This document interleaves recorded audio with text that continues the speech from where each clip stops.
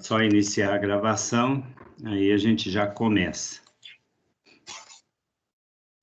Bom, aí já está gravando já. Bom dia a todos aí que estão presentes, né? Hoje nós vamos começar um assunto novo, né? Que é uma relação entre coeficientes e raízes, né? Através disso aí, né? Nós fizemos aquela lista, eu peguei 2 exemplos aí, né? De como é que, no final, né? Como é que a gente utiliza isso aí. Depois seria aquela mesma lista que eu passei, que alguns já devem ter feito, que era calcular usando a fórmula de Bhaskara. Agora, vocês vão tentar fazer, né? E importante aí é a observação, é prestar atenção na questão de sinal, etc, tá? Bom, aqui, peraí, vamos começar pelo 1 aqui, isso. Relação entre coeficiente e raízes, né? Então, nós temos aqui a soma, né? Que seria x1 mais x2, né? Faltou aqui o x2, né? Ficou só aqui embaixo. Então, x1 mais x2. Bom, como a gente sabe, uma das raízes, né? É menos b mais a raiz do delta sobre 2a, e a outra raiz seria menos b menos raiz de delta sobre 2a. Bom, se a gente somar essas duas coisas, tá aqui, né? Nós temos aqui os denominadores iguais, né? Esse 2a aí, ele está dividindo, inclusive, até o menos b, né? Não é só a raiz de delta, né? Ele está dividindo aqui também. Então, eu conservo 2a, né? E faço, aqui aparece menos b, né? E vai ficar mais raiz de delta, menos raiz de delta. O mais raiz de delta, menos raiz de delta, cancela. Como eu tenho menos b e menos b, eu tenho, na verdade, menos 2b, tá? Então, se eu cortar aqui, né, esse 2 com esse 2, sobra menos b sobre a. Então, a minha soma, né, seria dado por menos b sobre a. Claro que se o meu a é 1, né, isso aí dá para a gente, como eu já disse, é mais fácil a gente utilizar para o a sendo 1, né, porque se o a for 2, por exemplo, eu vou ter uma fração, aí fica muito complicado eu envolver somas, se adivinhar a soma de números que envolva fração, tá? Então, isso aí é bem aplicável quando o A é 1, tá? Tanto para a soma como para o produto. Alguma dúvida, alguma pergunta aí sobre isso? Aqui mais memorizar, né? Que é menos B sobre A ou simplesmente menos B, tá? A soma das raízes. Alguma pergunta, pessoal, da soma aqui? Que é importante a gente saber. Isso significa o seguinte, né? Eu teria que imaginar 2 números somados que vai dar o sinal do B trocado, né? Depois nós vamos ver isso aí na prática. Vamos ver aqui na hora do produto, né? Porque o produto ficou até um pouco maior, né? Porque aqui, na verdade, a gente vai ter que fazer a distributiva, né? Então, olha, eu tenho aqui menos b e menos b. Então, a hora que eu multiplico, né? Seria bom se tivesse posto as flechinhas aqui, mas ia demorar muito. Então, ficou, ó, menos b vezes menos b vai dar mais b2, né? Porque 2 negativo fica positivo na multiplicação. E b vezes b, b ao quadrado. Então, mais b ao quadrado. A hora que eu multiplico esse menos b por menos raiz de delta, vai dar mais b raiz de delta, tá? Bom, agora eu vou fazer, peguei o primeiro, multipliquei lá pelo primeiro e pelo segundo, agora eu vou pegar o segundo aqui, que é o delta, né? Então, eu vou pegar o delta e multiplicar por menos b, isso vai dar menos b raiz de delta. Pois o delta vezes raiz de delta vezes raiz de delta ao quadrado, né? Que vai cancelar com a raiz, tá? Só vai sobrar o delta, então. Como aqui ficou mais b raiz de delta menos b raiz de delta, cancela. Sobrou o quê? B2 menos delta. Então, B2 menos delta, aqui embaixo faltou o quadradinho, né? Porque 2a vezes 2a dá 4a ao quadrado. Faltou o 2 aqui. Aqui embaixo ele já aparece, né? 4a ao quadrado. Então, no lugar aqui do delta, eu vou colocar o que eu conheço do delta, que é o B2 menos 4AC. Isso vai ficar o quê? B2, né? Aqui menos B2, né? Esse menos aqui, como se estivesse multiplicando, como se fosse o menos 1 aqui, né?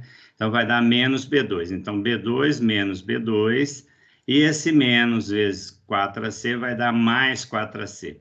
Esse 4A ao quadrado, eu preferi separar 4A vezes A. Por quê? Aqui eu vou poder cortar o 4A com o 4A, né? O B2 com o B2, que era mais B2 menos B2, cancela, dá zero.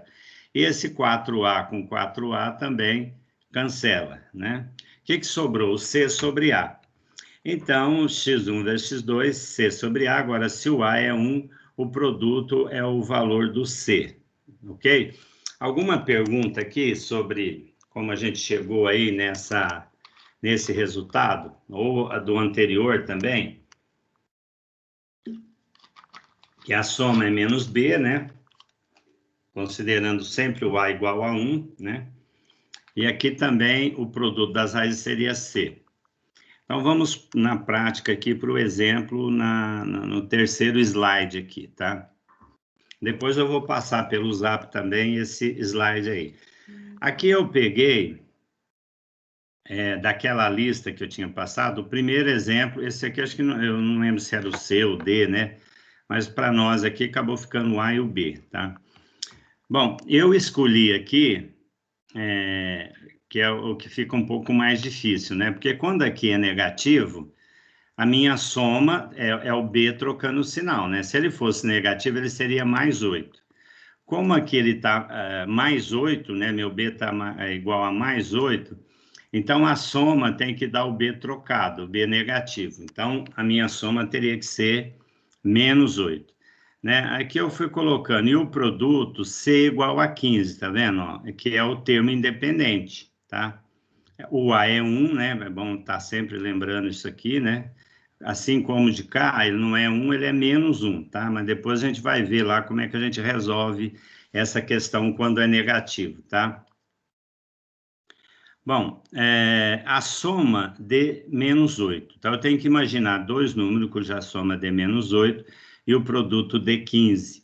Bom, se eu começar a imaginar número positivo e negativo, vai dar uma possibilidade grande de resultado de soma menos 8, né? Eu posso pegar, por exemplo, o 9 menos 1, posso pegar o 10 menos, né, menos 10 mais 2, e assim por diante, dá para imaginar um monte. Mas como eu tenho que ter um produto aqui, ao mesmo tempo, aqui tem que ser negativo e o produto tem que ser positivo, isso só vai acontecer se os dois números são negativos, né? Porque se um deles é positivo e o outro é negativo, o produto vai dar negativo. Então, não me interessa um produto, interessa um produto positivo. Quer dizer, então seria duas situações. Ou eu tenho os dois números positivos, ou eu tenho os dois números negativos. Mas como a soma tem que dar negativo, não pode ser dois números positivos. Então, vale aqui dois números negativos. E dois números negativos que dê menos 8, poderia ser assim, o 2 e o 6, né? O 1 e o 8, né? Sendo sempre os dois negativos, tá? Como eu disse, né? A soma é menos 1, menos 7, mas na hora que eu for multiplicar dá mais 7, não dá 15. Eu tinha falado o 2 e o 6, né? Tudo bem, a soma dá menos 8, mas a hora que eu multiplico dá mais 12, né? Os dois negativos. Então, só pode ser o 3 e o 5, mas os dois negativos, né? Menos 3, menos 5. A soma dá menos 8 e menos 3 vezes menos 5 dá mais 15. Então, essa é a solução, tá? Então, para quem calculou lá para a forma de Bhaskara, né? Se não errou nos cálculos, provavelmente vai achar ou achou esse resultado aqui.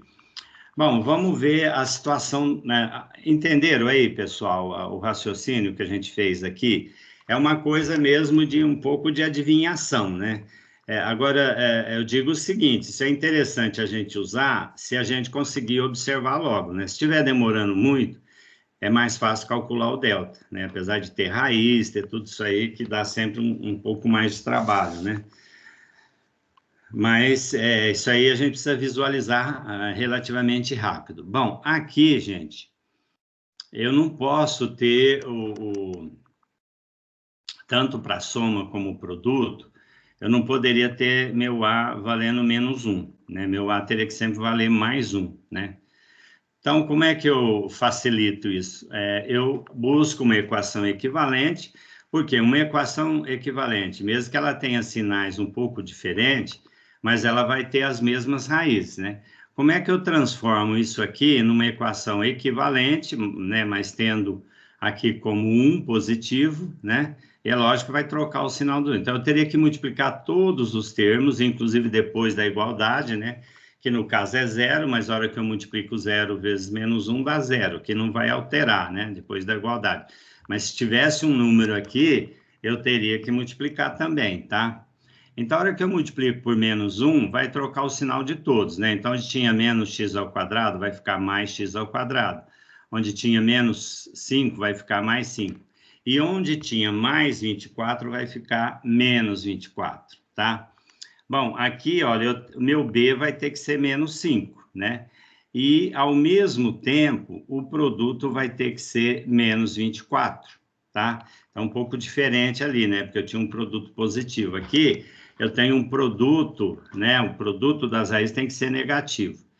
E, ao mesmo tempo que a soma seja positivo, eu só vou conseguir isso se um número maior, né, for positivo. É que eu acabei trocando aqui, viu?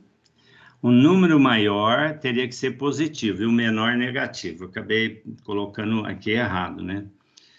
Porque senão, na hora da soma... Não, tá certo, aqui na hora da soma dá menos 5. Ah, não, é isso mesmo. O número maior... Porque, na verdade, eu tenho que achar um valor negativo aqui. Para achar um valor negativo aqui, o meu número maior tem que ser negativo, né? E o outro vai ter que ser positivo, senão o produto não dá negativo. Então, para o produto dar negativo, um deles, um número pode ser positivo e o outro negativo. Então, para que a gente descubra isso, e para que a soma dê menos 5, né? Porque aqui é o B trocando o sinal, né? Minha soma vai ter que dar menos 5. Então, o número maior tem que ser negativo. Então, o número maior negativo e o menor positivo. Porque a hora que eu somo, vai dar menos 5. Menos 8 mais 3, menos 5. E a hora que eu multiplico, 24. Então, a solução é essa, menos 8 e 3, tá?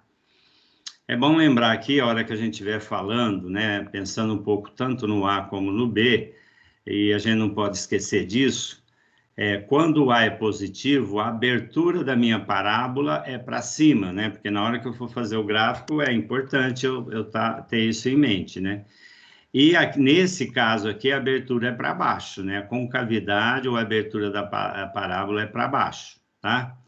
Então, é como se eu tivesse a abertura para cima e aqui a abertura para baixo, tá? Então, isso é importante na hora de fazer o gráfico, né? Depois nós vamos aprender também, gente, como é que a gente acha a parábola, ela tem o que a gente chama de eixo de simetria, né?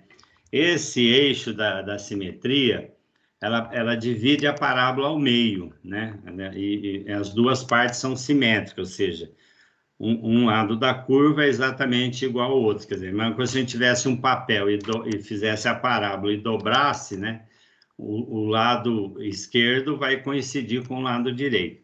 Então, esse eixo da simetria, ele fica no meio, né? Isso aí vai dar o que a gente chama o XB, né?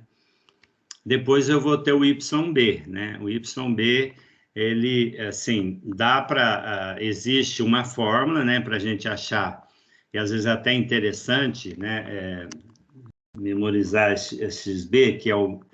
Depois nós vamos falar sobre isso, é o menos B sobre 2A, e o YB é menos delta sobre 4A. Mas tem, caso a gente esqueça essa fórmula, tem um jeito simples da gente achar esse eixo da simetria, né? Vamos pegar aqui, ó, essas duas raízes, né, do primeiro exemplo. Como é que eu faria aqui para achar o B, o eixo da simetria, onde ele corta, né, o eixo X e divide a parábola ao meio? Sem a fórmula, né? A fórmula é menos B sobre 2A. Esqueci a fórmula. Como que eu posso fazer? eu somo x1 e o x2 e divido por 2, né? Somando dá menos 8, dividido por 2, menos 4. Então, a parábola ela vai passar pelo menos 3 e 5, e esse eixo de simetria vai passar no ponto menos 4, que seria o meio da parábola, tá? Aqui, ó, é a mesma coisa, né? Para eu achar o meu XV, que a gente chama, basta eu somar aqui, ó. Vai dar menos 5, menos 5 é o ponto médio, né? Então, eu somo e divido por 2. Então, vai dar menos 5 dividido por 2, 2,5. Então, o meu eixo de simetria vai passar pelo ponto menos 2,5 ou 2,5 negativo, tá? Bom, voltando aqui, né? Aqui ficou fração, número decimal, é um pouquinho mais complicado. Mas voltando aqui, como eu achei o meu XV, é importante lembrar que aqui nós estamos falando de equação, né? Na hora que a gente fala de função, eu tenho que igualar a y, né? Então, a função, se a gente transformar essa equação numa função, ela ficaria o quê? Y igual a x ao quadrado mais 8x mais 15 igual a zero. Então, se eu quero achar o ponto y, né, por onde passa o x, que é o eixo que vai determinar lá embaixo o ponto mínimo, depois aqui ao contrário, né, a parábola está ao contrário, vai ser um ponto máximo. Isso aí também ajuda a gente a resolver alguns problemas envolvendo área máxima às vezes de uma figura, de um quadrado, de um retângulo, tá? Então, aqui, para achar o meu y, né, o que eu teria que fazer? Eu achei meu xv igual a menos 4. Então, eu teria que vir aqui substituir menos 4. A hora que eu substituir o x por menos 4, eu vou achar meu yv, que no caso seria o ponto mínimo ali, né, a parte mais baixa da função. Tá? Então, é importante a gente tentar memorizar a forma, mas suponhamos que dá um branco lá na hora da prova, do vestibular, eu tenho esse outro recurso, soma e divido por 2 para achar o eixo de simetria, e para achar o ponto máximo ou mínimo, eu pego o valor, substituo o x, eu vou achar o y correspondente, tá? Então, às vezes é mais fácil, né, fazer esse processo do que se eu esqueço, né? Se eu esqueço a fórmula, ou fico em dúvida com a fórmula, né? Porque até a gente às vezes acontece, né? Porque como estão lembrados aí nessa relação, né, da soma das raízes, né? Menos b sobre a. E às vezes a gente vai confundir com essa fórmula, porque essa fórmula é menos b sobre 2a, né? Não é menos b sobre a, é menos b sobre 2a. Então, a gente pode ficar em dúvida, né? Mas será que é menos b sobre a, né? Para achar o eixo de simetria, né? É menos b sobre a ou menos b sobre 2a? Bom, se eu tiver na dúvida e não tiver certeza, é melhor não usar uma fórmula errada, né? No caso. Então, é melhor eu usar esse conceito de ponto médio aí, né? Soma e divide por 2. Aí não, né, soma as raízes, né? No caso desse exemplo A aí, seria o menos 3 com menos 8, menos 3 com menos 5, que dá menos 8, dividido por 2 dá menos 4, tá? Então, uma dica aí para a gente sair de uma situação ou que a gente esqueceu, ou a gente está com dúvida na fórmula, né? Ou fazendo confusão aí com a soma das raízes. Então, na dúvida, é melhor não utilizar, né? Então, é melhor fazer esse processo aí do ponto médio, tá? E do eixo, que é o eixo de simetria. Bom, eu vou parar aqui a gravação, né? A gente vai ficar mais um pouquinho aqui e perguntar se quem está aí, né, o João Pedro, se tem alguma dúvida, alguma observação sobre o que a gente falou hoje. Então, Pedro, entendeu? Tá tudo certo? Certo. Então tá. Então, acho que eu vou saindo aqui, mas eu estou online aqui, viu? Se precisar, tanto pode chamar aqui, ou se for alguma dúvida simples, né? Dá para chamar aqui no WhatsApp. Se for uma dúvida um pouco mais complicada, né? É melhor a gente voltar aqui para o Team, né? para a gente poder explicar melhor, né? Se for uma dúvida aí mais ampla, tá? Bom, aí é o seguinte, pessoal, então, para quem está aí, bom dia, né? Hoje sextou, né? Um pouco de chuva aí, tempo meio embaçado, né?